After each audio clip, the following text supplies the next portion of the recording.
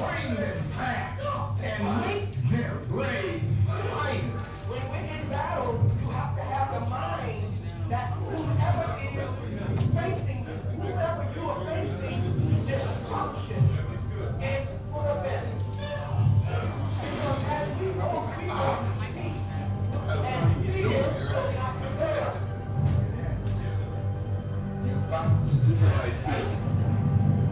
Because the Muslims go fight. We ain't got no gun, but we got a God, and we gonna fight.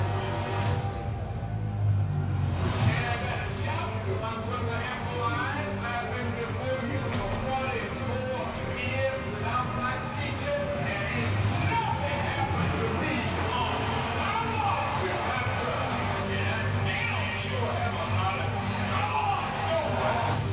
The Honorable Elijah Muhammad was a man that wanted to strengthen the family. Because if there is no strong family, there can be no strong people or nation. If we want a strong nation, then we must produce strong men and women with strong commitment to each other through the institution of marriage.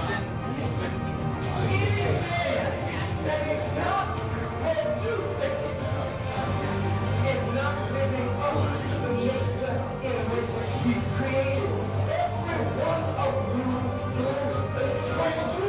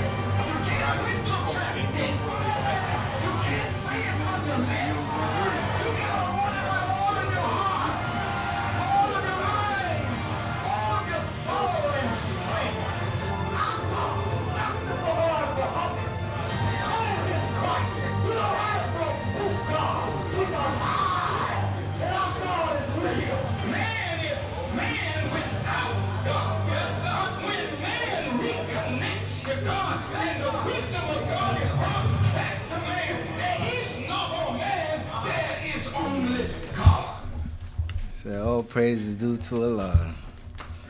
Brothers and sisters, it is customary in the Nation of Islam that we begin all of our meetings in prayer. So we ask that you stand with us at this time as we begin our prayer. And please pray in the manner that is comfortable for you. In the name of Allah, the Beneficent, the Merciful. Surely I'm being turned to thee, O Allah, striving to be upright, to him who originated the heavens and the earth, and I'm not from among the polytheists. Surely my prayer, my sacrifices, my life, and my death are all for Allah, the Lord of the worlds. No associate has he in this I'm commanded, and I'm of those who submit. O Allah, thou art the King, there is no God but thee. Thou art my Lord, and I'm thy servant. I've been greatly unjust to myself, and I confess my faults. So grant me protection against all my faults, for none grants protection against faults but thee. And guide me unto the best of morals, for none can guide unto the best of morals but thee. And turn away from me the evil and indecent morals, for none could turn away from me the evil and indecent morals but thee. O Allah, bless Muhammad, and bless the true followers of Muhammad, as thou to bless Abraham and the true followers of Abraham, for surely thou art praiseworthy and magnified in thy midst forever. And O Allah, make Muhammad successful, and make the true followers of Muhammad successful, as thou to make Abraham successful, and the true followers of Abraham successful, for surely thou art praiseworthy and magnified in thy midst forever. Ameen. Ameen. You may be seated. In the name of Allah, the Beneficent, the Most Merciful, I bear witness that there is no God but Allah and that Muhammad is his messenger. I'd like to greet you all with the greeting words of peace and paradise. We say it in the Arabic language, Assalamu alaikum. Oh, wow, what was that? Come on now. Wow, come on, y'all got to do me better than that, man. Y'all hit me off with y'all might as just wa alaikum me, man. Come on now. You got to do a little bit better than that. All right, then we'll start that back. Rewind. All right. In the name of Allah, the Beneficent, the Most Merciful, I bear witness that there is no God but Allah and that Muhammad is his messenger. I'd like to greet you all with the greeting words of peace and paradise. We say it in the Arabic language, Assalamu alaikum. Oh, praise due to Allah. Thank you for that. Give yourself a well-deserved round of applause. Oh, praise due to Allah. That's right. In the Quran, it says that somebody gives you the greetings, you should give them the equal or even a better greeting. So I thank you for that. And for those of you who are here for your first time, welcome to Muhammad Mosque number 7C. We thank you for submitting to our check procedures. They're not to molest or aggress anyone, but it's for all of our protection. And we also thank you for complying with our seating arrangements. We have the brothers on one side and the sisters on the other side, and this is because we want everybody to be focused on the word. Although she is an attraction, the same time it could be a distraction. So we want everybody to be focused on the word, because we're not going to have them wear burqas. They're not going to wear them burqas that we can't see them. They ain't going to go for that. So praise due to Allah. And we want them to be seen too. So praise due to Allah. Brothers and sisters, before you leave today, get your latest edition of the Final Call newspaper. This is our newspaper. This is an independently owned and black operating newspaper. And it has the current events that's dealing with our situation. And it's also the word of God clothed in the newspaper. And it shows us where we are in scriptures and where we are today in relation to that. I wanted to read an article from here. This is on page 28. So when you get your latest edition, and this is actually it right here. When you get your latest edition, it's going to be on page 28, that if you want to look over what I've just read. Yes, sir. And it's this article is How to Eat to Live by the Most Honorable Elijah Muhammad. He says, eat the best of things. Man and mankind's best scientists have studied for centuries and thousands of years on what one should eat to live. Now, this great knowledge comes from the mouth of the wisest of them all to guide, teach, and train the victim, you and me, of the world. We should be thankful for the attention, sympathy, mercy, and forgiveness from such a great one as God in the person of Master Fard Muhammad. The great stress of how to eat to live is made upon one meal a day. There is no doubt that one meal once every 24 hours of the right food will lengthen our lives and produce better enjoyment of our lives. Some of the various kinds of food of which you have no knowledge of some of the various kinds of food of which you have no knowledge of its reaction in the stomach before you eating it shortens the life. Never say that you will eat anything. Say that you will eat the best of things. The great poison dishes that are set before you and that you are dining off of daily and that some of you eat 3 or 4 times a day are, number 1, the filthy hog meat. Yes, sir. Number 2, beans that cattle should eat.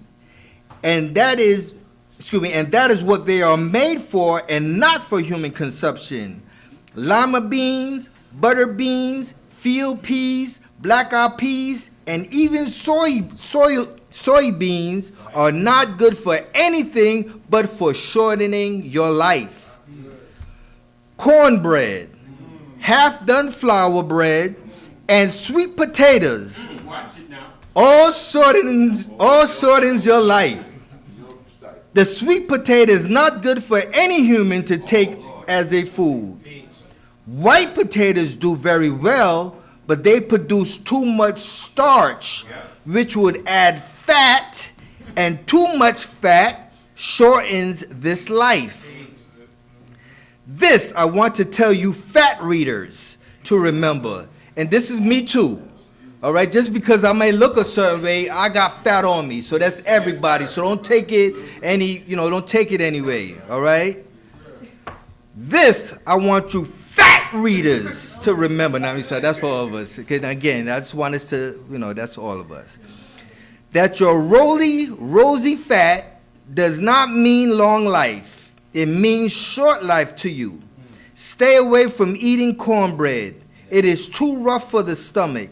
It wears out the stomach like sand grinds away a delicate rug on your floor. There are many vegetables that we can eat if the right kinds are pointed out to you. Stay away from collard greens and cabbage sprouts. Such food is horse and cattle food. Oh, I know you may say, my black brothers and sisters, I have been eating it all my life, and my grandmother and father ate it, and they lived 65, 75, or 80 years. The Most Honorable Elijah Muhammad says, that is no time to live. You need to live not under 100 years. You need to live from that to 1,000 years. And he said, but that life depends on what you eat. What you eat keeps you here, and what you eat takes you away. And again, that's from How to Eat to Live, Book 2, and that's on page 78. But that particular article is in the latest edition of the Final Call newspaper.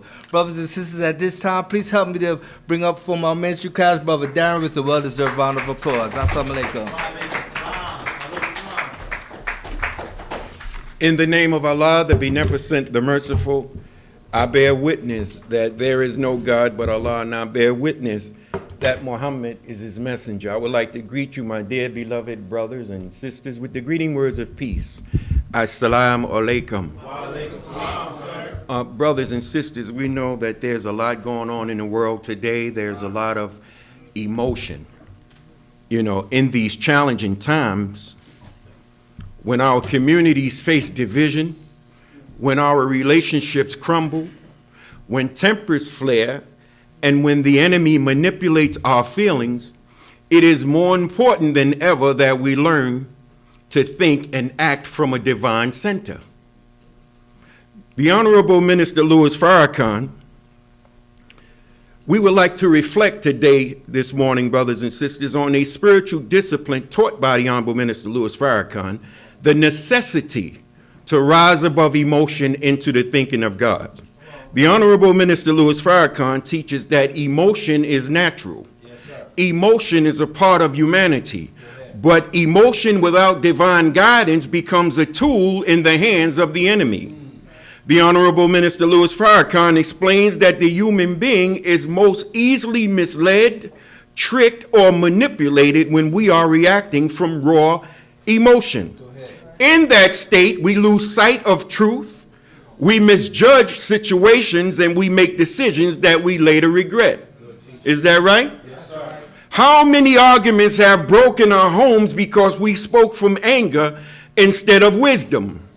How many friendships have ended because feelings were hurt, but truth was not sought?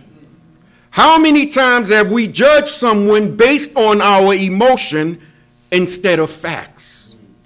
Emotion has its place. But emotion cannot lead. Emotion must follow knowledge, faith, in the light of divine understanding.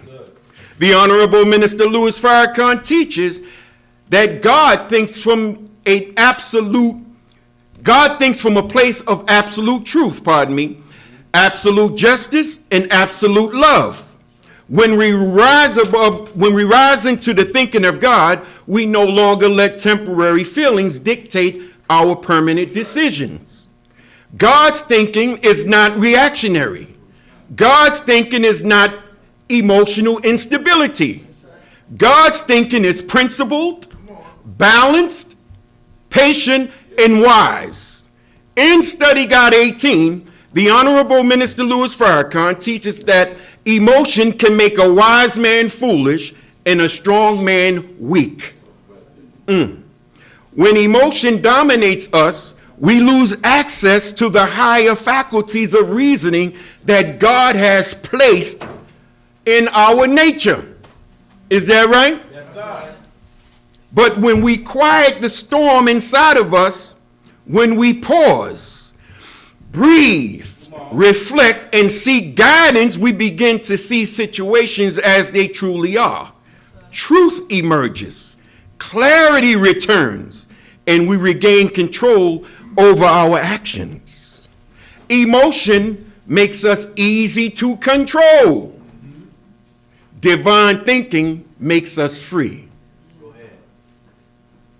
The enemy of our rise, whether internal or external, wants us emotional, out of control, crazy, short-tempered. Sounds like the hood, right? That's how the enemy wants to keep us. Because an emotional people cannot unite. An emotional people cannot plan. An emotional people cannot see the real enemy. And an emotional people cannot make progress. This is how the enemy would like for us to stay.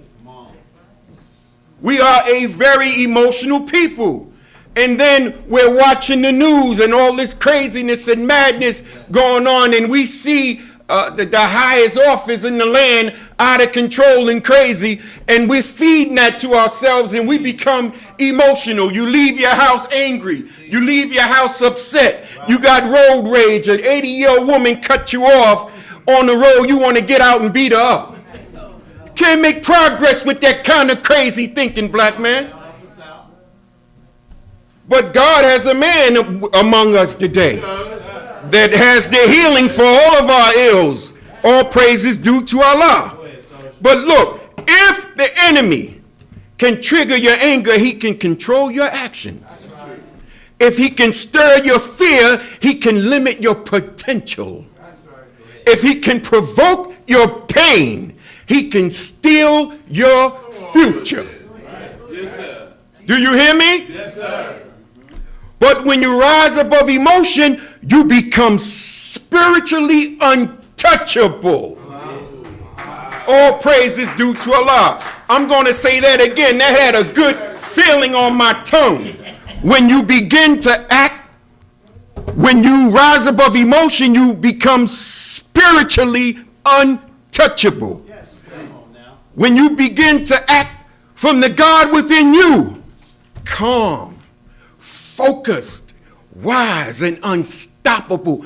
That is what the enemy don't want the black man and woman to become. Calm, focused, wise, and unstoppable. So, brothers and sisters, let us strive each day to quiet the emotional storms within us and align ourselves with divine logic, divine patience, divine love, and divine wisdom. For when we rise above emotion into the thinking of God, we rise into freedom. We rise into purpose. And we rise into God himself. Thank you, brothers and sisters, as I greet you in peace. Assalamu alaikum. Help me bring to the podium Brother Student Assistant Minister, Brother Michael Muhammad. Assalamu alaikum.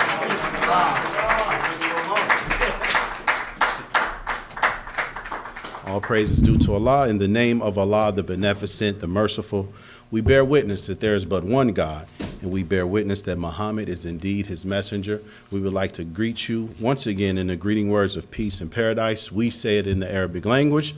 Assalamu alaikum. We thank you all for spending your Sunday morning with us here at 202 Pennsylvania Avenue. We know that you could have made a bunch of decisions, but you chose the right decision, and that's to come to Muhammad Mosque. So we thank you for your time. We thank you for your attendance. We do not take it lightly. Brothers and sisters, we are getting closer to hear from our keynote message from our student minister, Brother Henry Muhammad. We are anxiously awaiting to hear from our brother. So we're not going to be long. We want to spend a few moments, but Brother Darren, he was right on it. You know, today I wanted to lift up from the Holy Quran, the 50th chapter and the 16th verse. And this is speaking about our minds, our emotions, just like Brother Darren was speaking of. Look what Allah says in the Holy Quran. He says, and certainly we created man, and we know what his mind suggests to him, and we are nearer to him than his life or jugular vein. Don't we all want to be closer to God? The Holy Quran is telling you right there, he's right there at your jugular vein. So you can't get any closer to God. Is that right? This scriptures, brothers and sisters, is very powerful because what it's doing is letting us get a peek into how God looks at you. Not how your enemy looks at you, not how that ex-girlfriend looked at you or that ex-boyfriend, but how does God look at you? See, he created man to think and he created man to act right. So when we come to the mosque, brothers and sisters, we are here to really learn about ourselves on a deeper level. We call it the knowledge of what? The knowledge of God or the knowledge of self. It's all the same knowledge. So we are here not today, not to get Brother Michael's opinion, not to get Brother Darren or Brother Henry's opinion. We want God's perspective on who we really are. All praise is due to Allah. So the scripture makes it crystal clear, brothers and sisters. God is closer to us than our jugular veins, and he knows what our minds suggest. He knows how we're wired, as they may say, right? So it's clear to see that God is telling us that it's not your car, it's not your house, it's not your clothes. The greatest gift that God gave you is right here between your ears, your mind. Is that right? So God gave us life. We say it in the church. He woke me up this morning, right? Started me on my way, right? But guess what? A dog was woken up this morning. A cat was woken up this morning. But you're a human being, the greatest of God's creation, so you have the mind to reason and think throughout the day. Is that right? So many of us this morning, unfortunately, we are damaged. If you grew up in America, unfortunately, you are damaged. You had that sister who spoke to you a certain type of way, and it could be your own blood sister, or it could have been your mother, your father, who said you ain't never gonna be nothing. Is that right? But God told you differently, because he said in that scripture, I'm closer to you. I know what your mind suggests you, but he knows what we're capable of. So even though others may have abused us, unfortunately, we can all agree we have abused ourselves. Some of us have alcohol abuse. Is that right? Some of us abuse food. Some of us abuse marijuana. Is that right? What does all that do? It alters your what? Your thinking. But if you see that person in the street, what's the first thing you say? That person looks like they're out of their what? They out of their mind. But God is saying that I created you. And I know what your mind suggests, right? It's not a mind that's clouded with doubt. It's not a mind that's clouded with rebellion or sin. The Honorable Elijah Muhammad said it like this: the brain cells of man is always made to think right. Is that right? Look what the Honorable Minister Louis Farrakhan said. He said, if we want righteousness, we must feed the word of righteousness into our thought process, and it will translate to our actions. Seems pretty simple. Is that right? It's 1 + 1 = 2. If my thought process is positive, then my actions are going to be positive. Look what Romans 8:6 says. It says to be carnally minded is death, but to be spiritually minded is life and peace. What is Islam? Islam is submission to do the will of God, or what? Peace. So the enemy is after our thoughts. He doesn't care about what you driving. He doesn't care about your car, because if he knows he has what's in your mind, I got that in word. Is that right? So how do we change that, or what's really affecting it? The brother spoke on it. Social media, the news, the music that we listen to. How can you listen to foul music 28 hours out of the day, and it ain't even 28 hours in the day, and then you wake up the next morning thinking you're going to think righteously? No, you're going to have that crazy beat in your head, right? And them crazy lyrics. So the music that we listening to, if you scrolling, brother, all day on social media, and you stop on something you're not supposed to stop on, they already got you. Is that right? So your mind is already affected. So we're living in a world that's full of filth. Is that right? We're being bombarded with foul language, foul music. So how do we change it? If we live in a world that's constantly negative, constantly affecting that, then it's a natural struggle. Can we agree? Yes, sir. Look what the minister says about struggle. He says we should never take up a struggle without the thought of enduring to the end. He says that we should not start something without a will to see it through. It's so easy to be a Negro. Is it easy to be a Negro? You can wake up in the morning and smoke your little weed and eat your food and then watch football all day. That's why the mosque is not full. The black man is indulging himself in Sunday football. Is that right? It's hard to be righteous. It's a beautiful struggle. Is that right? But you woke up this morning, you came to the mosque so you can learn more about yourself and improve yourself. All praises due to Allah. This is why we're here today. They call Brooklyn and they call the inner cities what? The concrete jungle. Well, what's in the jungle? Snakes, hyenas, alligators. Brother said orangutans. But the greatest of all of God's gifts is the human being. We walk on 2 feet and we can reason with our mind and we can conquer whatever animal is out there in that concrete jungle. Is that right?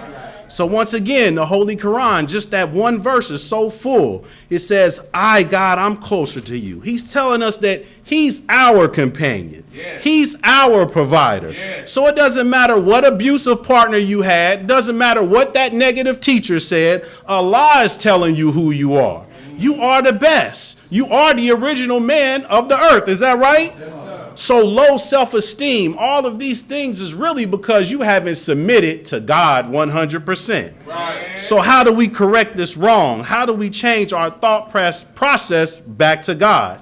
We have to wake up our minds. We are taught that thought travels at a terrific speed. Is that right? So if your thought travels, ask yourself this question: what signal am I sending out to the world? What signal am I sending out to my family, my friends, or those who I may not know? And we've been in that situation. You ever walked into a room and you're like, who y'all talking about in here? Y'all talking about me, right? And if it was positive, you may have came in and say, brother, I was just thinking about you. Is that right? But you may come into a room and everybody's face screwed up. I'm like, what did I do? Do I smell? What's going on? Because our thought travels, brothers and sisters. So the greatest access, the greatest gift that we have is our minds, brothers and sisters. So the signals, the youth say it like this: what vibes are you giving off, right? The vibes that we giving off have to be righteous vibes, have to be godly vibes. So brothers and sisters, we don't want to belabor the point. We are transitioning to hear from our student minister. I do want to lift up, a couple of weeks ago, we were at a rally for Black Solidarity Day. And student minister Henry taught in front of the nationalists, the pro-black, the formerly incarcerated, from the thugs all the way to the church people. And he galvanized that whole crowd, all based on the teachings of the Honorable Elijah Muhammad. All praises due to Allah. And the beautiful thing that he lifted up that we are reminded here today is that it's nation time, brothers and sisters. There is no political party, there is no mayor that's going to come on and write a bill to say black people are free. Is that right? We have everything within the black community that we need to survive. Is that right? And not only to survive, to thrive. Is that right? So brothers and sisters, it all begins with our mindset. Come out of her, my people. That begins with your mind. So brothers and sisters, you are in for a treat today. Our brother is a person who loves the Honorable Minister Louis Farrakhan, and he loves these teachings. Let's bring on student minister Henry Muhammad. Assalamu alaikum.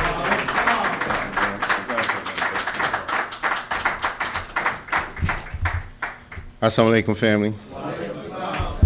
Beginning all things, in the name of Allah, the Beneficent, the Most Merciful God, I bear witness that there is but one God, whose proper name is Allah. Yes, and I bear witness that Muhammad is his servant and messenger. We are indeed thankful to Allah for his intervention in our affairs by coming to us in the divine person of Master Fard Muhammad, the great Mahdi, to whom holy praise is due forever. Yes, we thank him for raising from among us, out of his divine decision, a divine man whom we know to be his messenger Messiah, the most honorable Elijah Muhammad. And we couldn't even thank Allah like this if it wasn't for a witness bearer that was raised up from among us to bear witness to these two men that most of us never met. We heard some of one of them, but we never met them personally. But they gave us a divine man in our midst today who was our champion of freedom, justice, and equality. He is a little Messiah in our midst, the Honorable Minister Louis Farrakhan. As in those three great names, I'd like to greet you, brothers and sisters, in the nation's greetings of peace and paradise. We say in the Arabic language of Assalamu alaikum. How's everyone? All praise is due to Allah, and find myself striving hard to make my word bond, fighting for Islam because I know we should surely win. The victory is already set for us. All we got to do is be willing to submit our will to do the will of Allah God. And submission sounds easy, but it's hard trying to be right in a world that's so wrong. So we need guidance. We need an example. We need one that can teach us that which we did not know, that which we did not understand. And we're thankful to Allah for his coming and raising from among us a savior that could save us from our terrible condition, the most honorable Elijah Muhammad. All praises are due to Allah. All praises are due to Allah. To this very day, many people still don't know and understand the most honorable Elijah Muhammad. And you know, when we think about him and the love that he showed to us, no one shows and exhibits that love better to reprove us of our disbelief in what he was teaching, to reprove the world of the sin for not listening to him, to make the world to understand the love of the heart of that man that God raised from among us for us and all of humanity. Yeah. The Honorable Minister Louis Farrakhan is that man. That we can't look for nobody else, brothers and sisters. We talk about Jesus, we can talk about Moses, we can talk about Muhammad. Those men were around centuries ago. We never met them. But to be able to have one that walks through the volume of the books and the feet of those men in our midst to make us understand ourselves and where we are with God. We thank Allah for the Honorable Minister Louis Farrakhan. We thank Allah for him. All praises are due to Allah. Let us give our assistant ministers a round of applause, thanking them for their words. All praises are due to Allah. We pray that their words find root in your heart and your mind to inspire you and I to make a change for the better.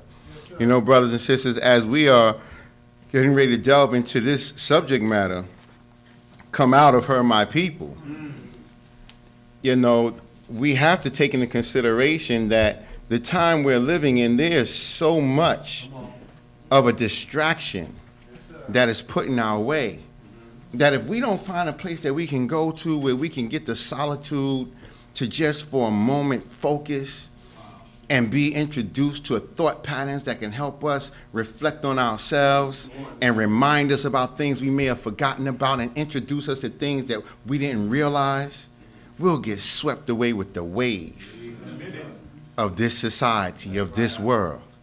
And this world is not God's world. Not at all. The earth belongs to God. The creation belongs to God. Right. But this world, meaning the systems that make up the governing of this world, that don't belong to God. It doesn't even reflect God. And oftentimes it can sweep you away so much so that you and I may not reflect on God in the foundation of our thoughts and decisions on things that we're looking at. Everybody's worried about SNAP. Everybody's worried about the government. Everybody's worried about what Trump did. Everybody's worried about when they're going to reveal the Epstein file so I can see what's inside of it. Everybody's worried. But why no one talking about what does God think about all of this? So you mean to tell me those things have taken more power and force in our minds rather than the one that allows us to breathe every day, wake up every morning? We give lip service to God and a lot of service and action to the devil. But if no one is there to let us see it, give us an example of it that we can even just say, well, you know, I never looked at it that way. Because you can say to Brother Henry, I don't believe what you're saying. I'm not like that. Well, then I'm not talking to you. If it doesn't apply, let it fly. But you know people who are like that. And what are you saying to them? Are you leaving them where they're at when you know better? Do you think God is going to bless you for that?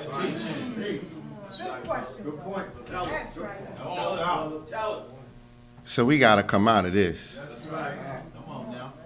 We got to come out of this way of living, this way of thinking.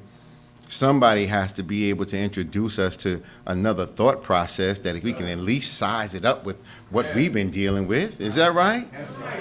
Honorable Minister Louis Farrakhan said the most precious thing that we have is guidance. Guidance. Where are we getting our guidance from? Because we can't count on those that we live around. We can't count on those that they're in the same condition we're in. You know, I said last week when we were in Springfield, Massachusetts, that you know, many people will be going through relationships and different ups and downs in their relationship and then take guidance from somebody that ain't even married.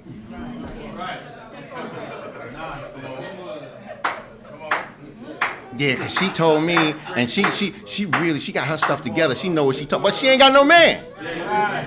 And telling you how to deal with your man.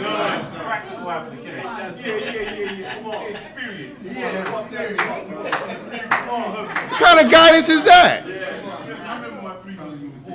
Now somebody in the audience will say, no, but it's true because you know I read certain books. Shut up. No disrespect. But bruh, as much as we failed in relationships, it comes to a point where you get sick and tired of being sick and tired of doing the same thing over and over again. Is that right? Because doing the same thing over and over again and expecting a different result is insanity. Is that right? So all praise is due to Allah. So we find that you start looking back at yourself, well, how many relationships I done been in? And after a while, you don't have enough fingers to count. Stop counting, because that's bad. I mean, you should know something by now. But the test is, how's your relationship you in now? Oh, well, I ain't in one right now because I'm kind of done with all that. Well, what are you going to do? You switch hitting?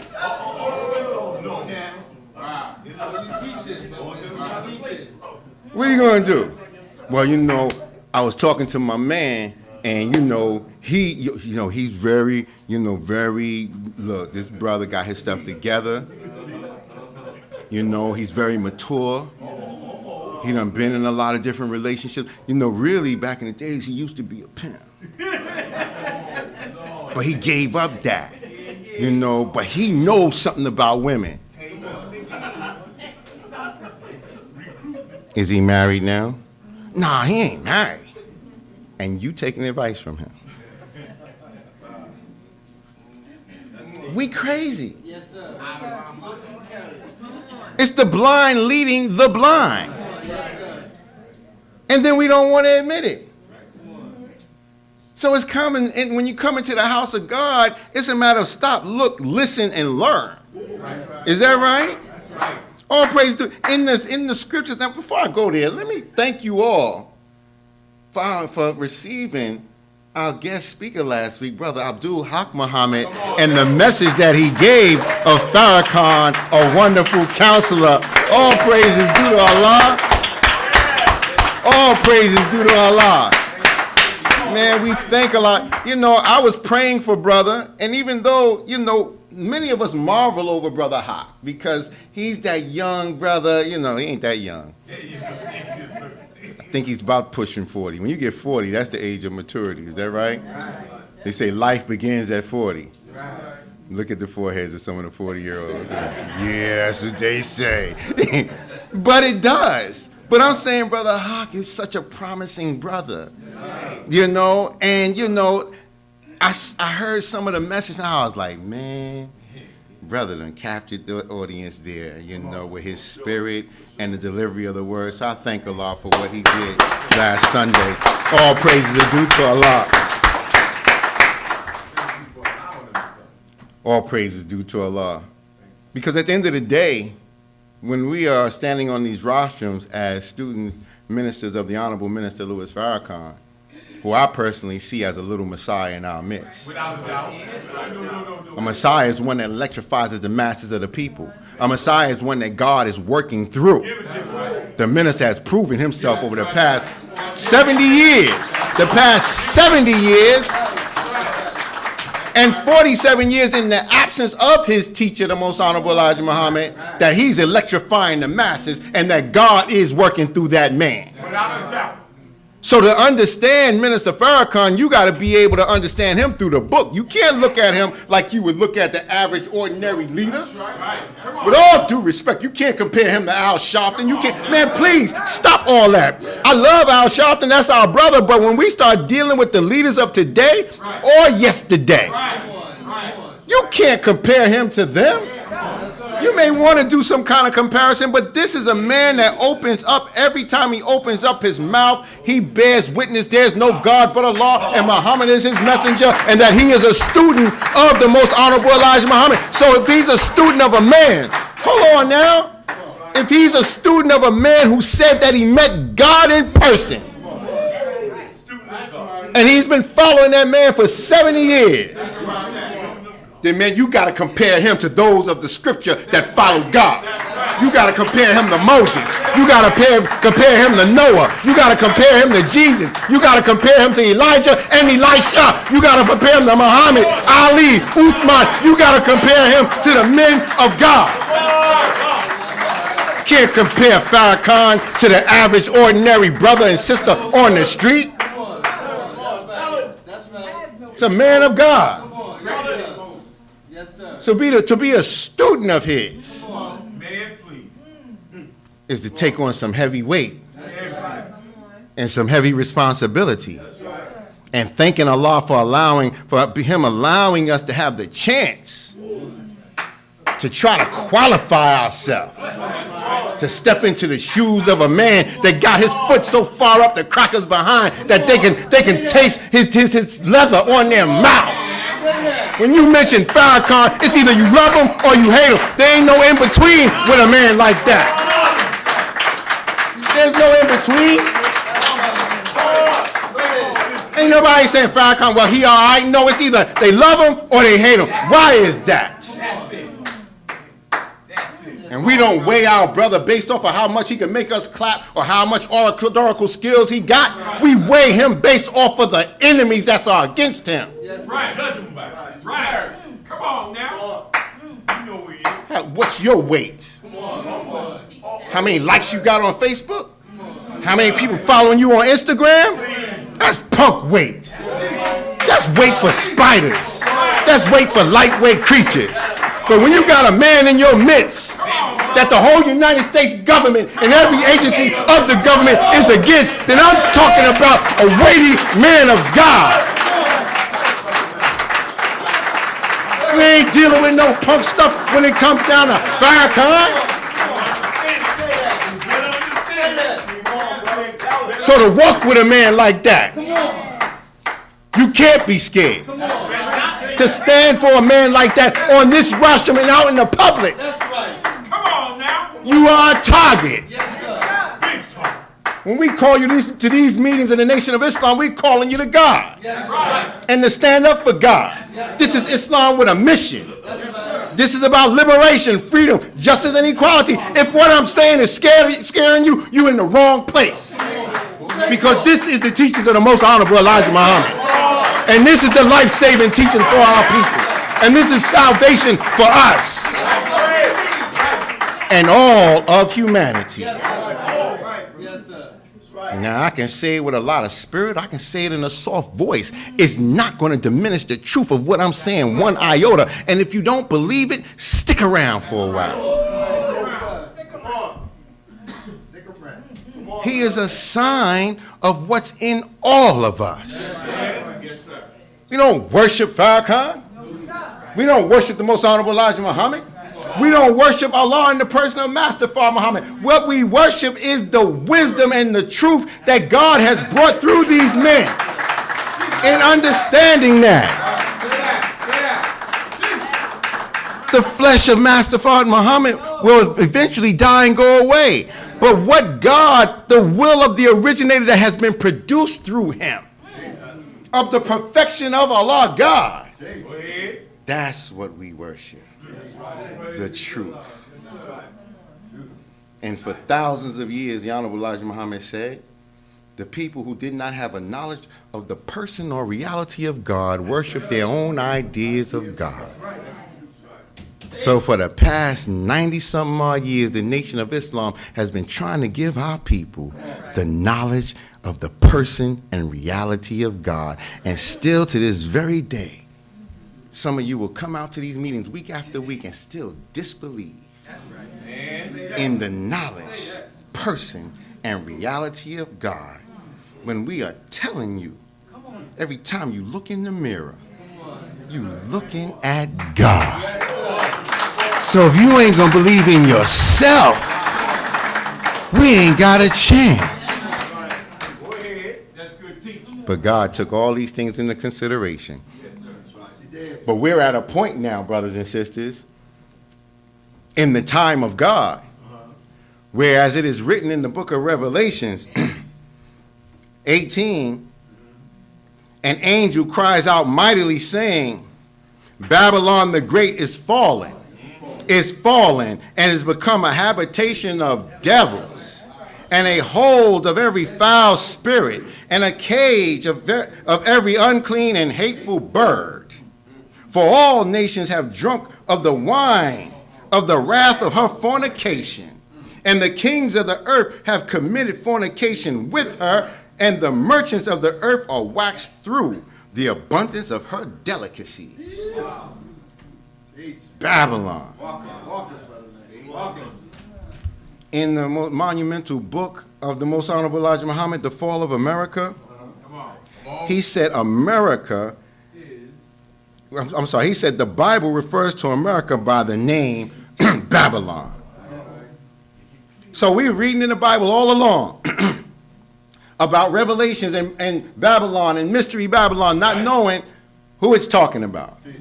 Thinking about ancient days of Babylon. But the Honorable Elijah Muhammad taught us that the Bible refers to America by the name Babylon. And his student, the Honorable Minister Louis Farrakhan, said, look, it's called Mystery Babylon. And mystery is unknown. So because it's a mystery, it's unknown, it hadn't been manifested at the time when the revelation was given, but God was speaking in advance into the future. What we are taught, the writers of the Bible and the Holy Quran write history 25,000 years in advance from the direction and will of God. So we read about the history of what's coming down the line, and we read about the history of what was happening at that time among those people. But Mystery Babylon, a mystery is unknown. And the minister showed us that Babylon is a compound word, which means baby London. Here we go. Here we go. Come on now. Here we go. And in London, you have the town of Amsterdam. You have the town of York. Right. Is that right? You have England. Right. And those who migrated from London, from England, into America, on the Nina, the Pinta, and the Santa Maria, those that came by way of the Mayflower to set up a new world. Now they got New York, New Amsterdam, New England. This is that Mystery Babylon. And until we see it from that aspect, we will not understand what we've been dealing with from God's teaching through the Most Honorable Elijah Muhammad. He said, America has accepted immigrants of the most evil and lewd character from Europe. America has filled her country with evil and indecency, and there is no good in the works of America. America hates the doers of good and seeks to destroy them. This is the cause of the fall of America. The culture of the country is about doing wrong. The culture of the country is about seeing how much you can get over. The culture of the country is about quid pro quo. If I do this for you, what you gonna do for me? And for people that have been in bondage under that kind of culture, we have become like them. A habitation of devils. Devils. Brother, can you take this? That's from last week. Thank you. And I know It's hurtful. None of us want to look at ourselves as a devil. But a devil is one who is in disobedience to God and whose evil is contained within themselves. Satan spreads his evil abroad. Some of us in our ignorance coming up, as Brother Michael was just saying, you know, you sit home and you smoking your weed and whatnot. That's your evil contained within yourself. And you getting high. But when you blow it in the face of your baby, that's satanic. When you look at your children and they just so hyper and moving around the house so much as little babies, and then you give them a little bit of liquor to help put this baby to sleep, that's satanic. Now I know if it doesn't apply, let it fly, but y'all know good and doggone well. Some of us and some of our family members have been guilty of this. You gonna tell me that's of God? I can go on and on and on, but a habitation of devils, a hold of every foul spirit, a cage of every unclean and hateful bird. People smile at you, what are you smiling so much for? Walk down the street and look at the rested face of our people. They look so damn evil, so angry. What's the matter? Because we have been captured by the culture and mindset and the atmosphere that was produced by those who govern America. Her delicacies, not just in food, but the appetite that they attack of us. I noticed over the years that I've been around, observing things before even getting consciousness, and then after getting consciousness. You notice how the mannequins have changed? Yes, sir. Especially the mannequins that are portraying the female adornments. Why it has to be so protruding now? And then you style these clothes on these mannequins. And these clothes are just showing everything. And then sisters, you look at it and say, wow, that looks good on that mannequin. I know that would look good on you. Not that mannequin. Or the models that they'll put in the magazines. Some white skimpy girl or some black skimpy girl and wearing something that you know with the hips you got. And the thighs you've been blessed with. And the adornments that you have. It is not going to look the same on you. First and foremost, the ones who designing it are freaks. So these skirts will be high in the back, low in the front. Don't make me laugh. Because they weren't made for the body of the original black woman, the mother of the planet Earth.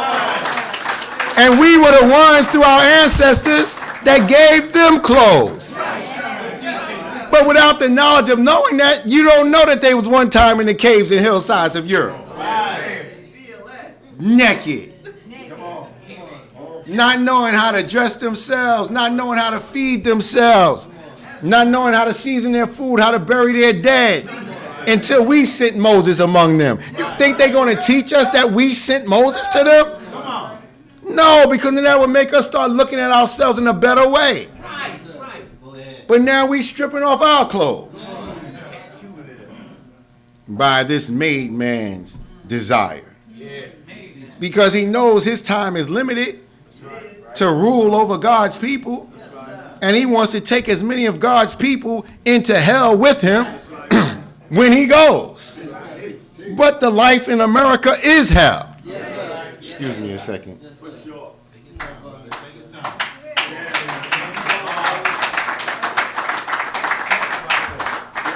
This is not life.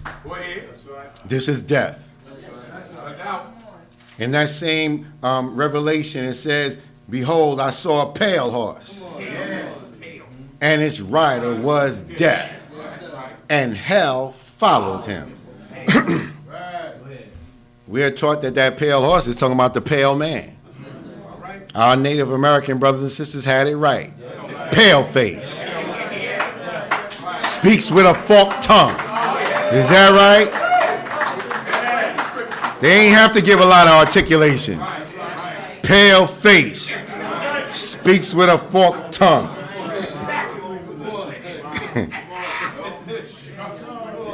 Its rider is death, and hell follows him. So if we're going to take our advice and our counsel from white people, Caucasians, who never meant well for us all along, the foundation of our relationship with them is that they stole us through our ancestors to bring us over here and make us slaves. And you can't make a man or a woman a slave to you if they got the same knowledge that you got. So they had to rob us of the knowledge so that they could be able to enslave us off of the knowledge that they wanted us to have. Brothers, you know, some of us were womenizers, and you was victimizing sisters, and you was lying to them. And in order for you to be able to control them, you had to lie. You had to keep certain knowledge away from them. That part, right there. That part. Go right there. That part, Brother Henry. Yes.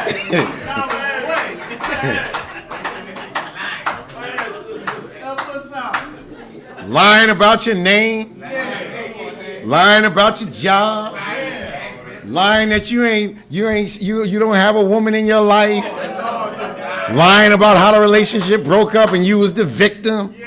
Just lying. But where you get those lies from? My man, you know, he told me because I see him with all the girls and he gave, no, where we get it from?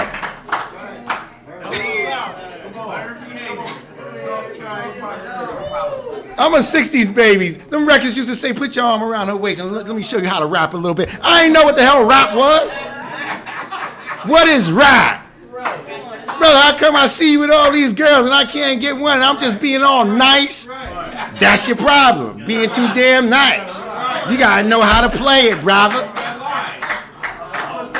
Get you on some old Romy Rome kind of stuff. Faking it until you make it and you ain't making nothing. Look, I mean, then when we meet the man of God and he starts showing us the beauty of the black woman, the nature of the black woman, the purity of the black woman. And then when he shows us that and show us about how we was acting toward the black woman, if that don't make you cry, man, listen, something wrong with you. Because Minister Farrakhan taught us how to love, man. Minister Farrakhan made us yearn for how to express love, man. All praises are due to Allah.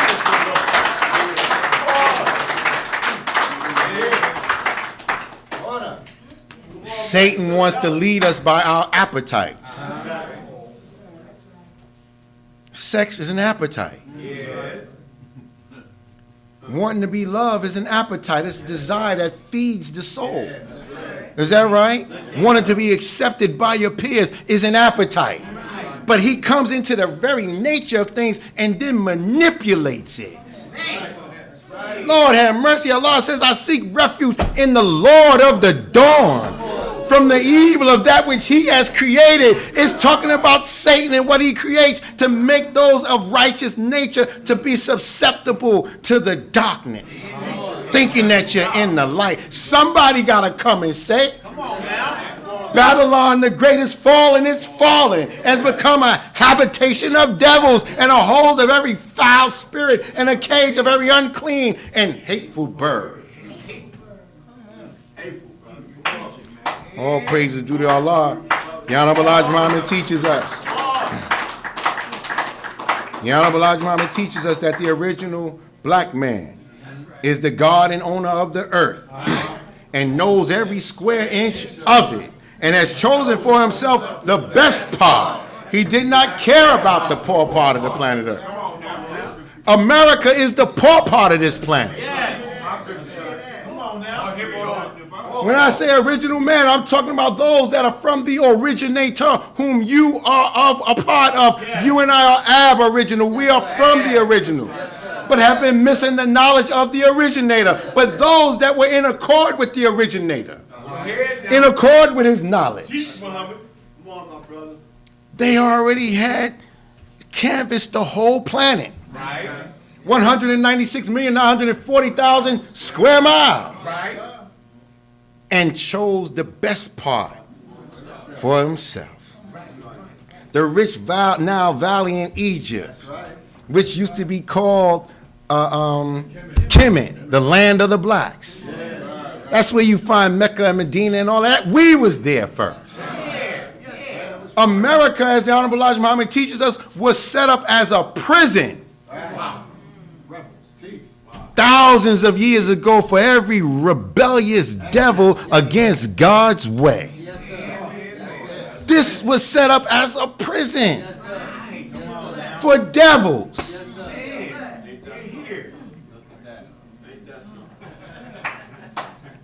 When they talk about the Native Americans, he taught us they've been here for 16,000 years.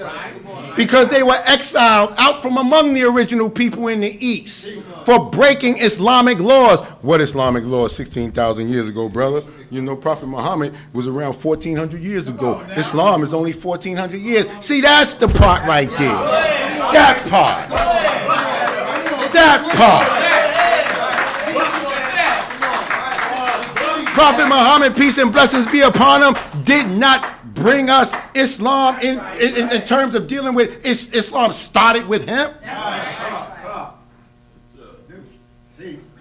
The Kaaba was built before he was even born. What was Abraham and Ishmael doing? They built the Kaaba. That was thousands of years before Prophet Muhammad, peace and blessings be upon him. The Islam that we are talking about is submission to the will of God. The Islam that we are talking about is sun, moon, stars, and planets. The Islam that we are talking about is the science of everything in life. The Islam we're talking about, the Honorable Elijah Muhammad said, in a word, it's righteousness. Yes, sir. Yes, sir. Yes, sir. It didn't have the label Islam in the beginning. It was just righteousness.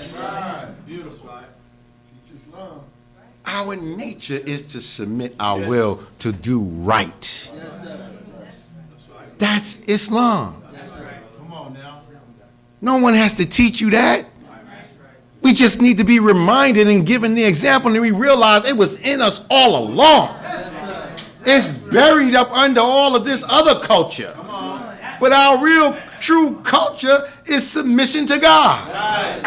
Now we got to fight against our rebelliousness in this prison called America. God has come with a key to unlock the door and get us up out of all of this. It's all praises due to Allah. So the Honorable Minister Louis Farrakhan says, you are in the world of your enemy, and every institution of your enemy's world has been destructive to you.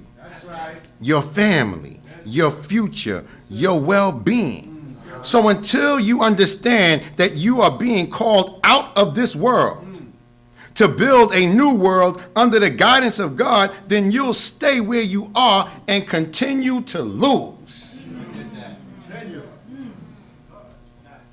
Every time as believers that we're in the community, every time as believers that we invite people out, we're calling you to help build a world for the benefit of yourself, your family, and your people. That extends to all of humanity. But we can't build the world and stay the way that we are and try to come into a new world.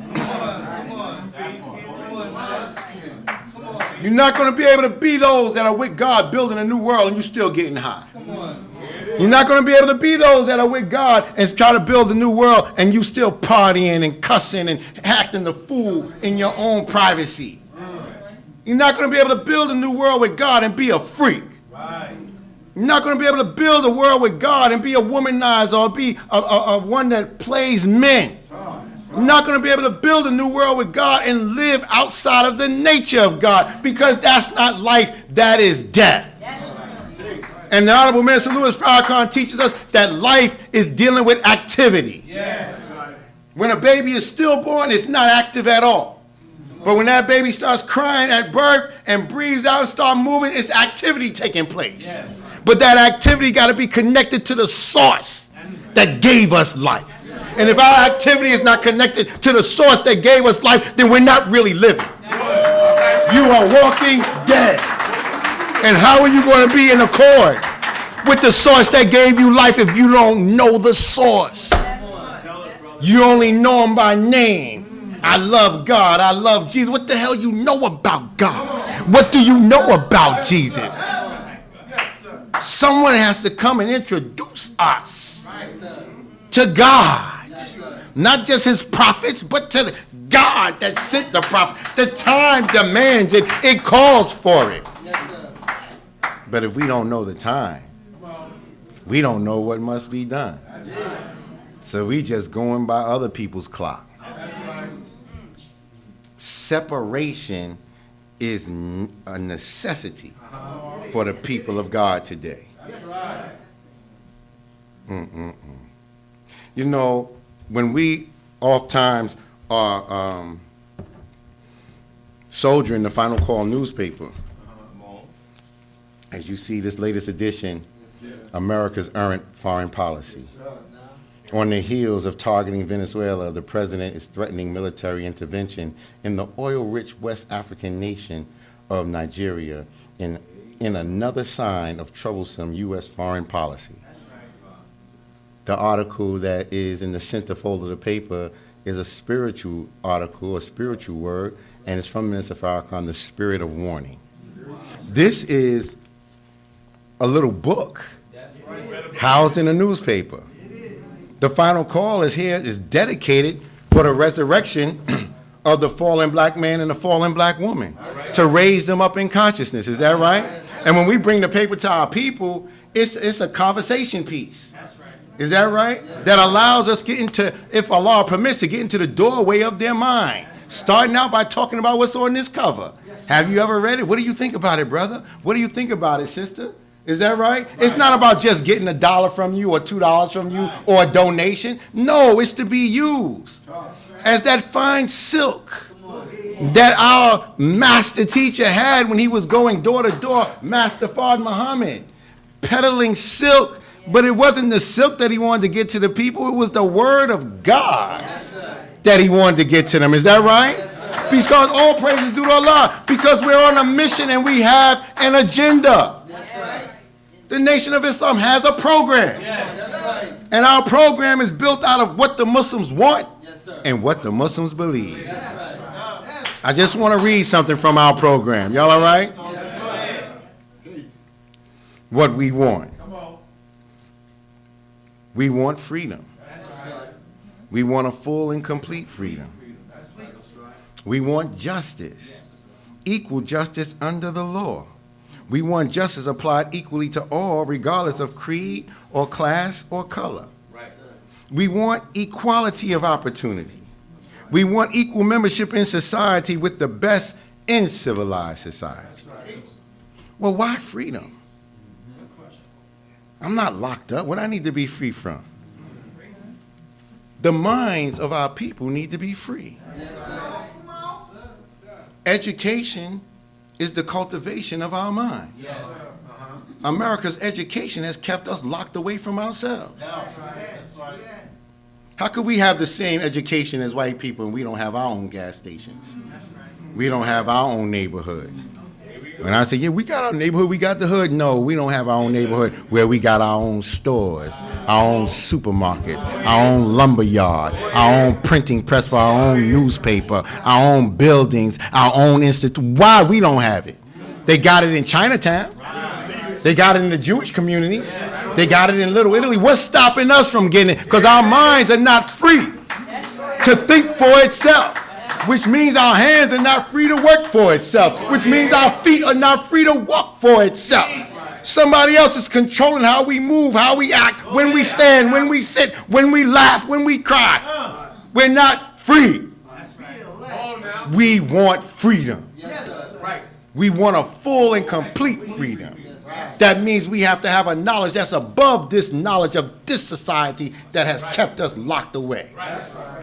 We want justice. Justice is fair dealing. Equal justice under the law. If you're going to say that we're a part of the Constitution, then give us the justice of the Constitution. If you're going to say that we are citizens, then why we got a fight to vote? No, we want equal justice under the law. We want justice applied to all, regardless of creed or class or color. So when I was in the prisons talking about this to the brothers, I said creed can be dealing with you being a blood. And I knew I was talking to a bunch of bloods. Creed can be with you being a Crip. Creed can be your Aryan nation.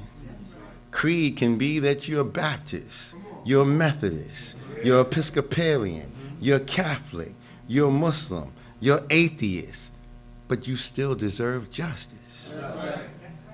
See? Whatever your creed is doesn't mean that you shouldn't get justice. God, the sun that God created shines on the good, the bad, and the ugly. Is that right? The sun represents that kind of freedom that we are talking about. Because everything it touches, it gives them the freedom to express itself. So when we start talking about that and then talking about justice, then that sun that shows everything for what it really is.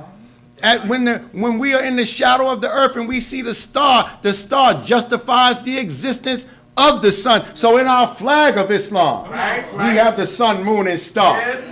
And that star represents justice. We want justice. We want fair dealing. Come on. And it doesn't matter whether we're black or white or whatever our color is. And we want equality of opportunity.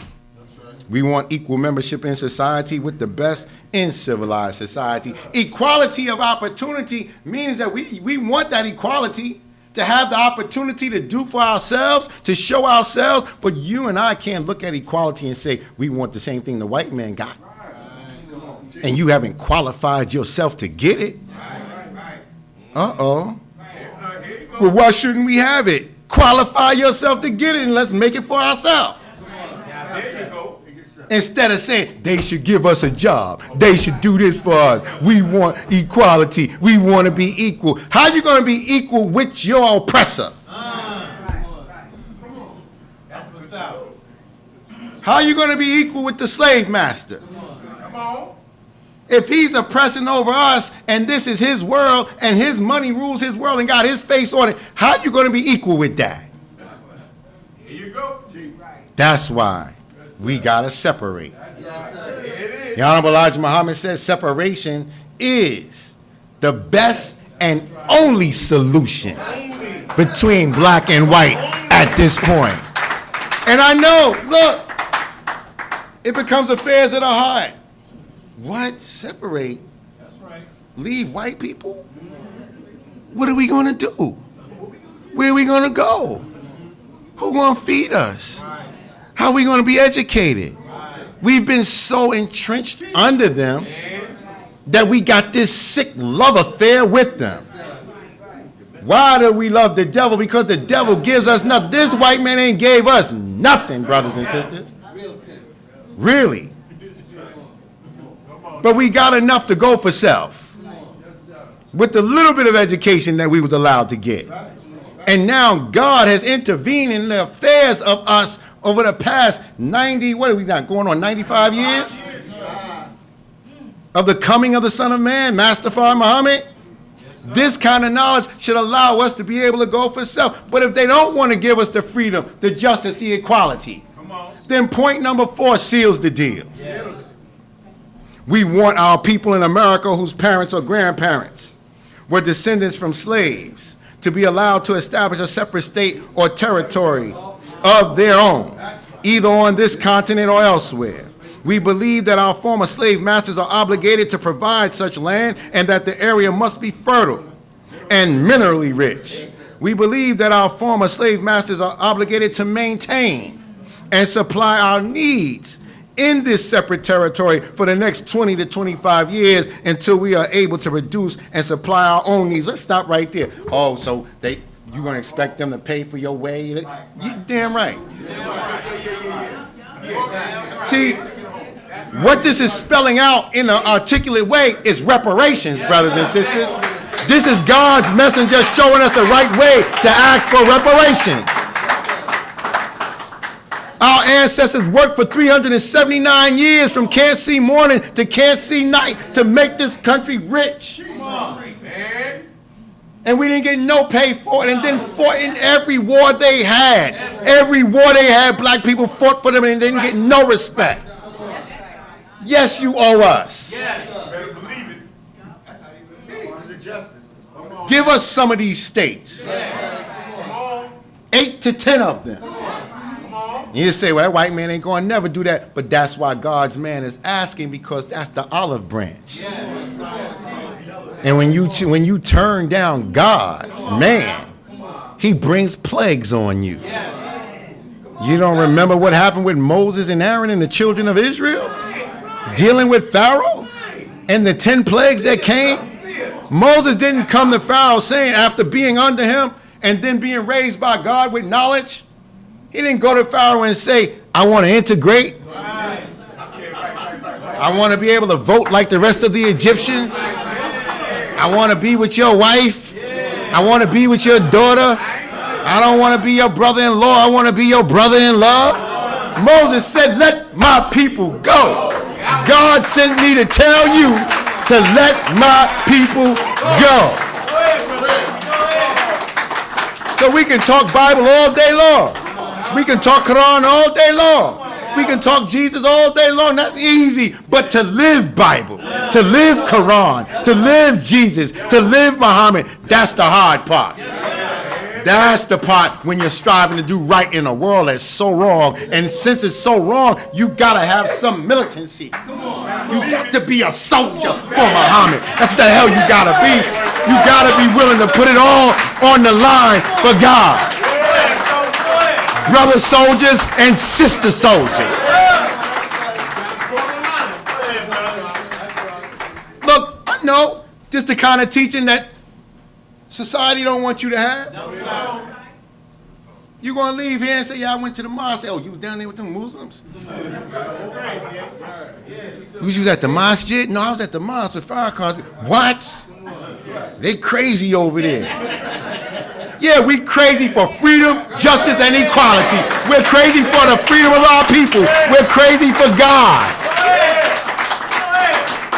No, brothers and sisters. And the enemy knows it.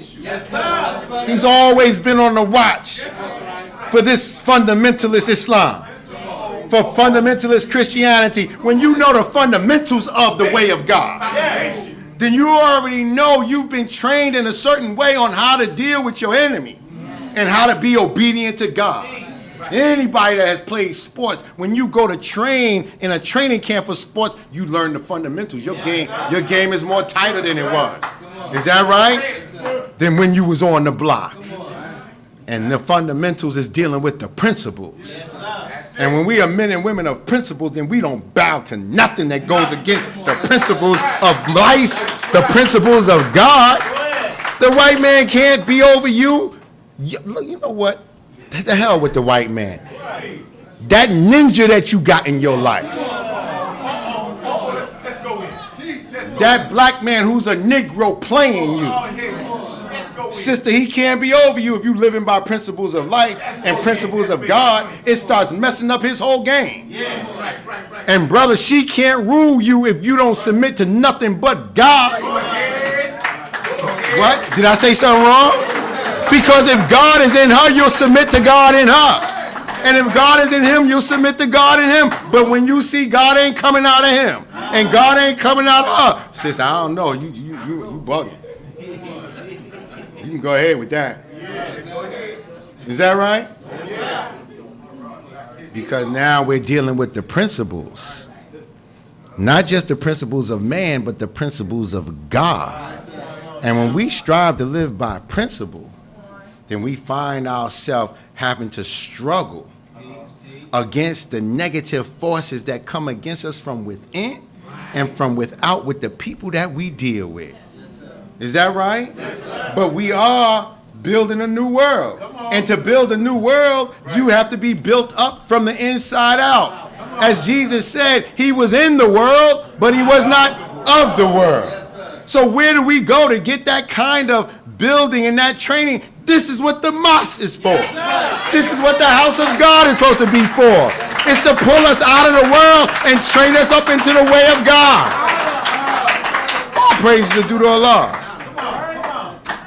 So the Honorable Elijah Muhammad goes on to say, since we cannot get along with them in peace and equality after giving them 400 years of our sweat and blood and receiving in return some of the worst treatment human beings have ever experienced, we believe our contributions to this land and the suffering forced upon us by white America justifies our demand for complete separation in a state or territory of our own.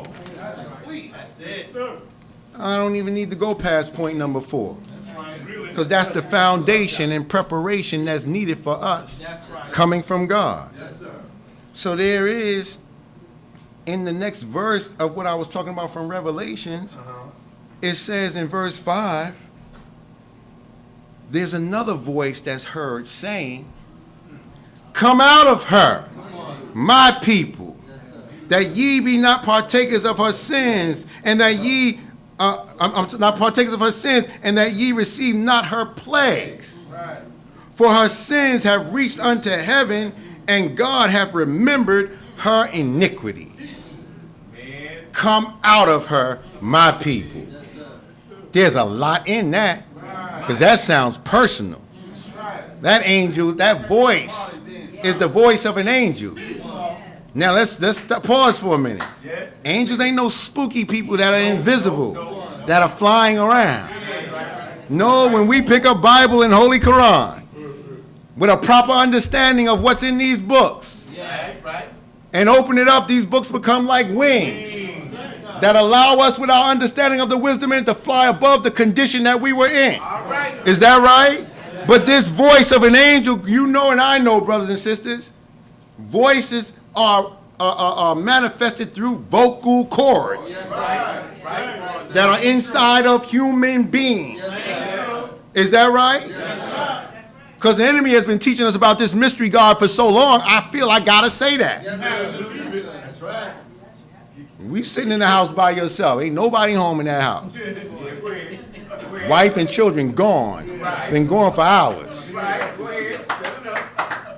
You hear a voice upstairs. You better grab that Louisville Slugger and go upstairs and see who the hell is up in your house.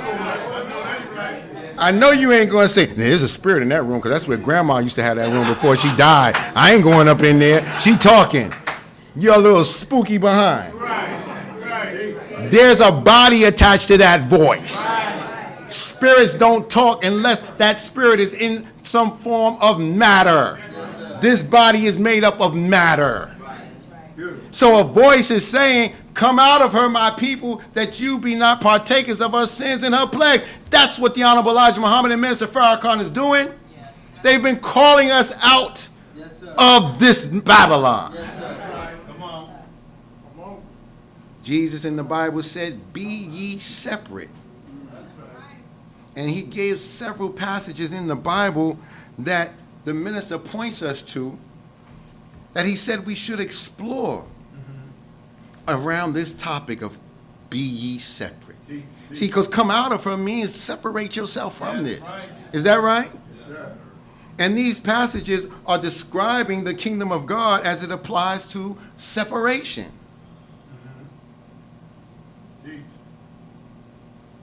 Two will be grinding at the mill. And he would take one and leave one. Two will be lying in the bed. And you can't get no closer than that. And he will take one and leave one. Then there is the separation of the wheat and the tare. The sheep and the goats. the minister said the sheep and the goat had two different natures. And the wheat and the tare had two different natures. Sometimes we'll call our children kids. A kid is a billy goat. Once I came in the nation and learned that, I was like, I ain't calling my children no kids no more. I don't have no kids. Because that goat is a mischief maker. Very rebellious. No offense to those that love curry goat, but you are what you eat. And you might want to wonder why you're obedient to so many other things, but you're rebellious. You got this rebellious streak. Stop eating that goat. I know it tastes good, but they coming after you through your appetite. Y'all all right? It's just a little bit of levity. But there's a separation between the sheep and the goat. That sheep is more humble, more submissive. That's Islam. Yes, sir. Now, you know these are metaphors about people, right? If you want to eat your goat, you can still eat your goat. You want your piece of lamb during Ramadan, you can have your lamb. But Jesus ain't interested in the animals. God ain't interested in the animals. The animals are in obedience to the nature in which they were created. You're not going to find the goat trying to be a sheep. You're not going to find the sheep trying to be a goat. Now, I got to say this. I was so shocked when my first time going into Jamaica, 2014. Oh, man. When I saw so many goats on the street. Yes, sir. I saw more goats than I saw dogs. I was like, what the hell?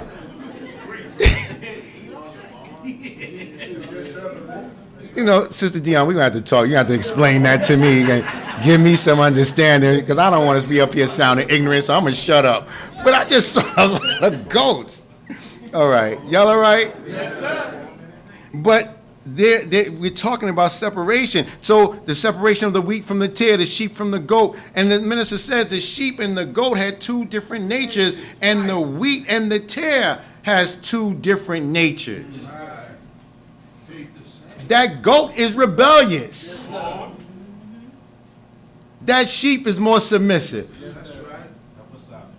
The wheat and the tare can grow together and they will look the same. But the tares that's growing among the wheat will choke the wheat out. See, believers and disbelievers. You come to the mosque today, it may be your first time, it may be your second time. You're hearing something that's touching the soul of you. Like it was with me when I sat in the audience. I'm like, man, well, they following me. They talking about my whole life. What the hell is this? How they know? This just sounds so much like what I'm dealing with. No, it ain't me. I don't know. It's God working through an individual to get to another individual, to touch God in you. But then when it's happening to you and you realize what's happening, you got to make sure that you ain't that one that when you go home and you start explaining this to your wife or your girl or your man, and they be like, oh yeah, that sounds good, yeah, okay. But they not trying to live according to those principles. Right. Now you in the valley of decision. Here you go. Because two will be laying in the bed. You want to take one and leave the other. Now some will say, well, look, that it comes down to that, then I'm staying, I'm leaving. Yeah, right. With that appetite that you got, and that appetite that you got for the opposite sex, yeah, I want to leave, but it just keeps calling me and calling me. And, you know, we got attachments. Look, let me tell you something about the black man on a mission. When that, and it's for you too, black woman, because we came from you. Right. When we find that which feeds our soul, look, man, come hell or high water. Look, man, it gets to the point where you might sound disrespectful. I don't give a damn. You, those children, everything. If we're not going to be with this together, then we are done.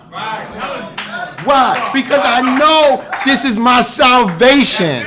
Don't you know there are believers that got kicked out of their mother's house because they found something that fed their soul and their parents didn't like it?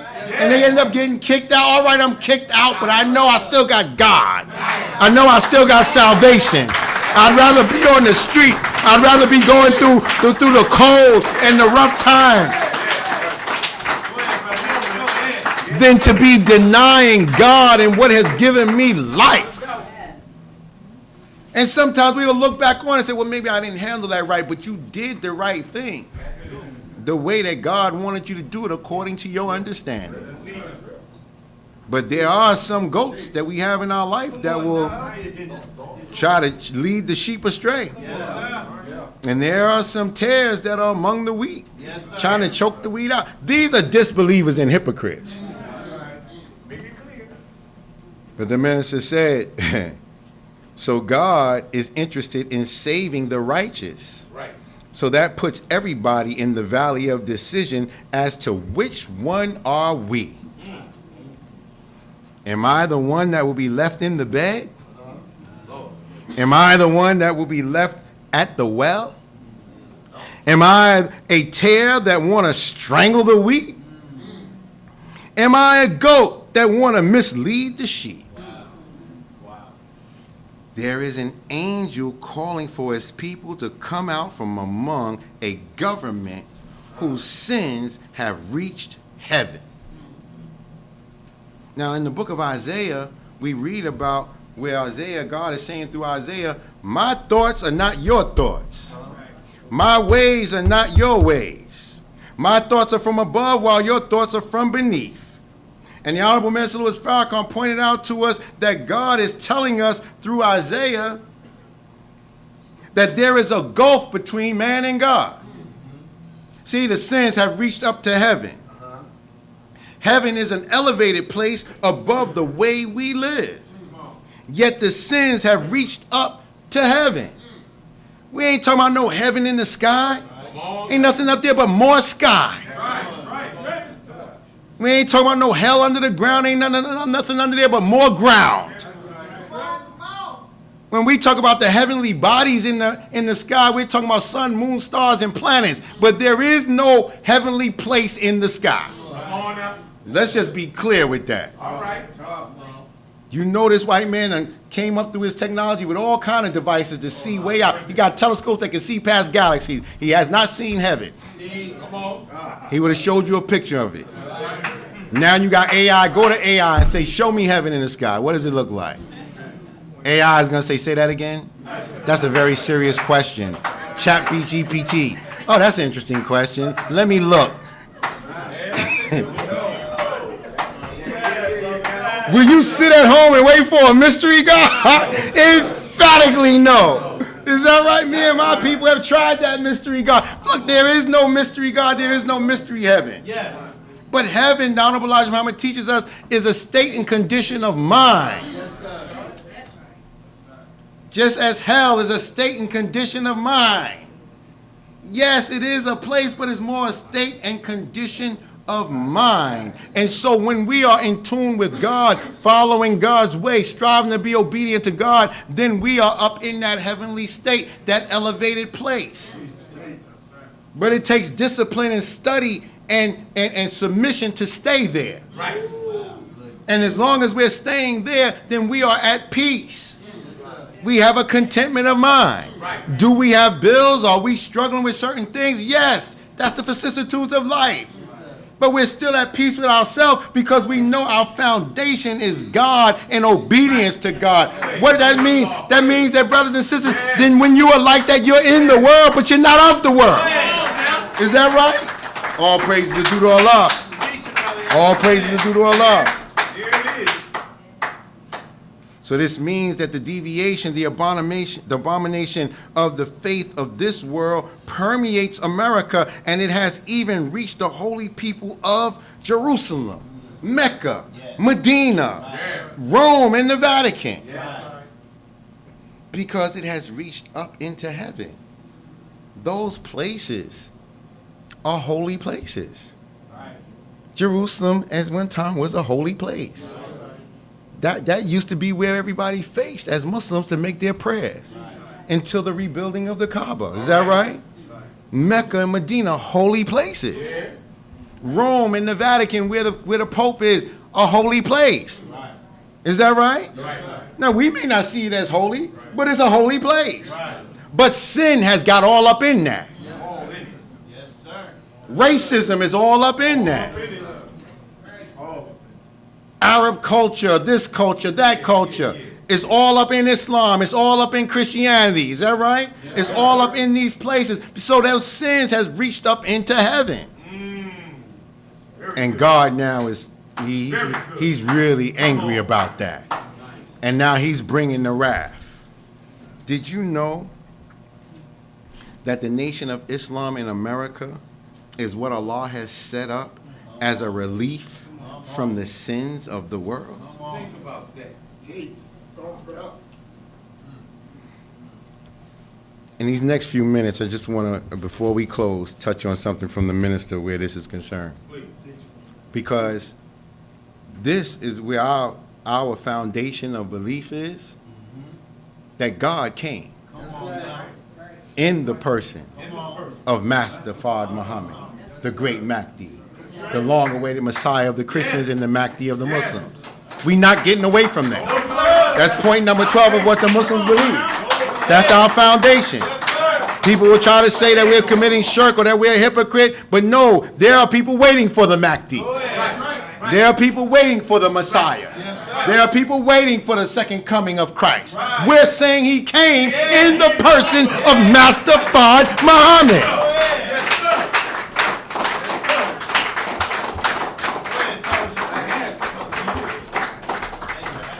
And the Honorable Minister Louis Farrakhan, in a letter that he had wrote to us in the study guides, dealing with the law of God, he said, Master Fard Muhammad, the great Mahdi, to whom praise is due forever, came to North America on July 4th, 1930, to declare our independence. He set up classes and gave instructions that would bring into reality a new kind of human being. A human being that would become like a magnet, so unlike this world that he or she would attract the people of this world to him or her. Master Fard Muhammad knew that at a certain time there would be a level of dissatisfaction in the country so great that it would demand a change. He also knew that out of dissatisfaction would come a leadership, unlike what the people were dissatisfied with. He and his messenger would be at the forefront of that change, and those wise enough to submit to their guidance would be the beneficiaries of that change. Beautiful.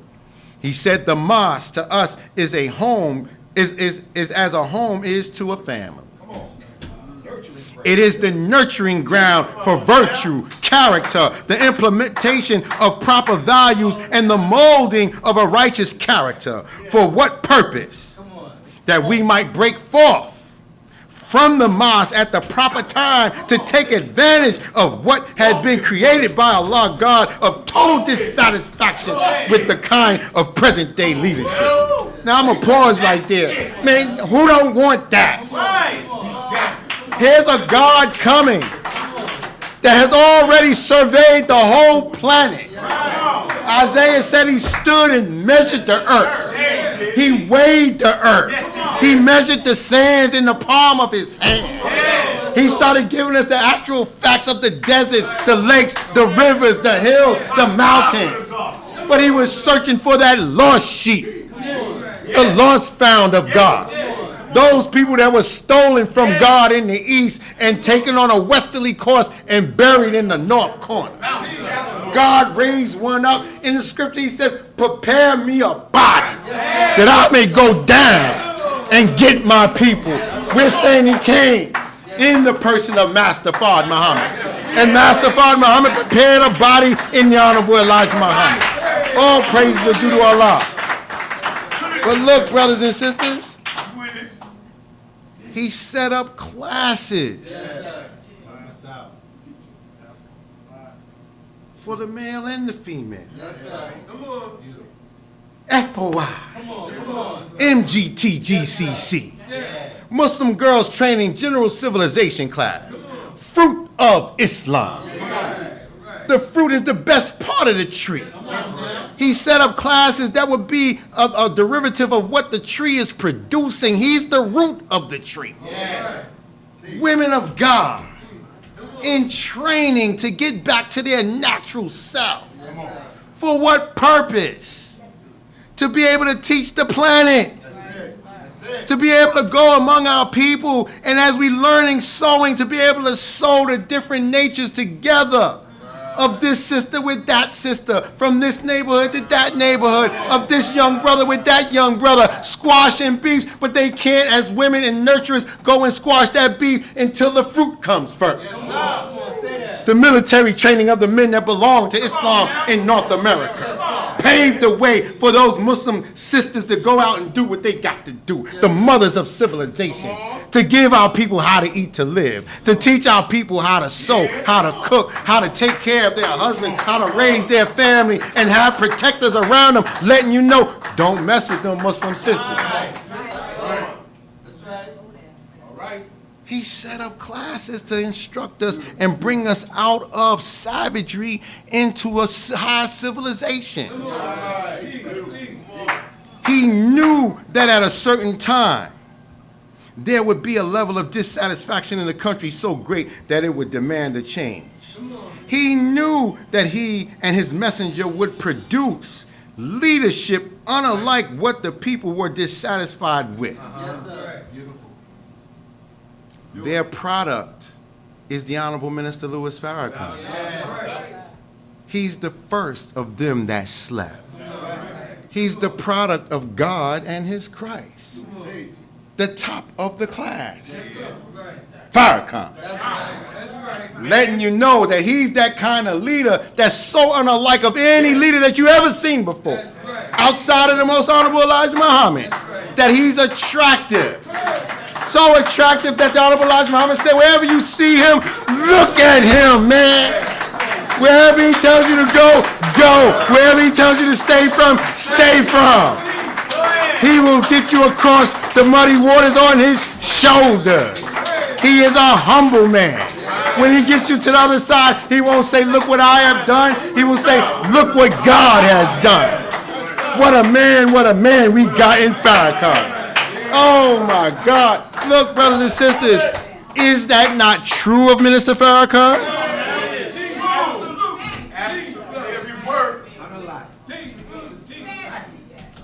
He called for 1 million. 1.8 million black men showed up. They stood for 14 hours. He let everybody speak before him, and when he finally came to the rostrum, he thanked everybody, took time, thanked everybody, and then gave a teaching that filled our soul. And after it was all done, he said, I want my brother to get up and sing, to God be the glory.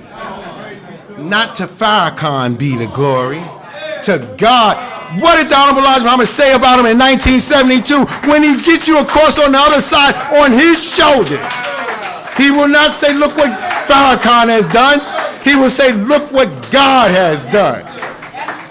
He said, I say continue to listen to Minister Farrakhan. Brothers and sisters, he came through the same class that we're in.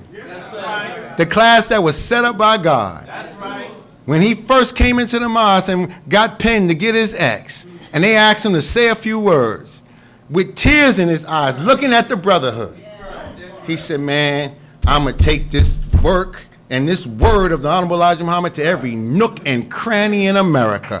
That was 1955. The minister out of the 7 continents, he done been on 5 of them. His word is his bond, brothers and sisters. You want to know why we just so fanatic about a man like Farrakhan? Because the sacrifice of love that he put out is a perfect example for us of perfect love and how it casts out fear. You talk Jesus. You talk about the love of Jesus. I'm talking about the love of Farrakhan. I'm talking about the love of God manifested through a man that makes you and I want to emulate that kind of love. Not imitate, but emulate. Is that right? All praises due to Allah. So I'm going to get ready to close. There is more, but, you know, tomorrow's another day by Allah's grace and permission. And I'm going to jump ahead for a minute because there's a point in this letter where the minister says, it is in our attempt to submit to the restrictive law of Islam that hardship and or trial is produced. It is difficult to be right. Many of us get tired of this apparently eternal struggle, and we would rather leave the mosque, leave the struggle. Those who leave fall backwards almost immediately. For no matter what excuse they give for leaving, they leave because they no longer wish to endure the pain and hardship of struggling to make themselves better persons. You want to blame the brother. You want to blame the sister. You want to blame the lieutenant. You want to blame the student minister. But my lessons say, have you not learned that your word shall be bond regardless to whom or what? Yes, my word is my bond, and bond is life, and I'll give my life before my word shall fail. Well, what is my life? My life is my sphere of activity. How the hell can I say I believe that God came in the person of Master Fard Muhammad, raised the Honorable Elijah Muhammad, gave us Minister Farrakhan, and because you don't like me or you getting on my nerves, I'm out of here? I'm going to leave the struggle of to become a master of myself and be like God because of some nigga in the mosque, some sister in the mosque? Really? Man, if I knew you was that kind of punk, I would have never had bean soup with you in the first damn place.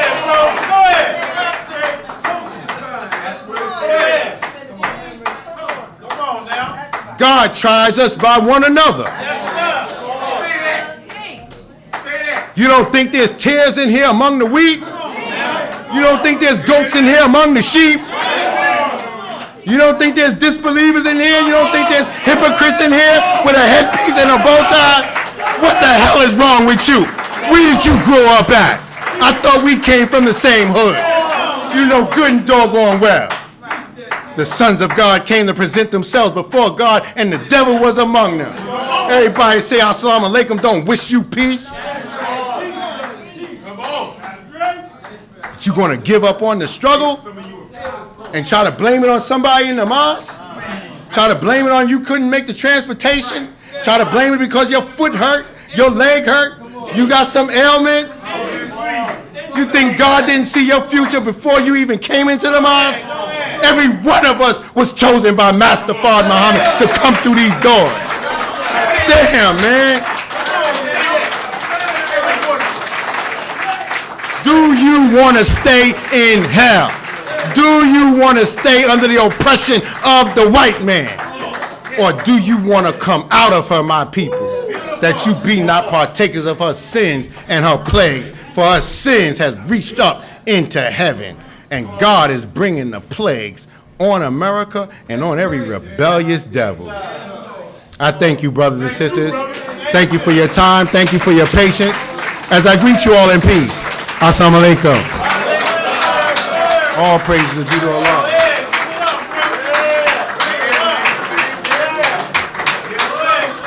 All praises are due to Allah.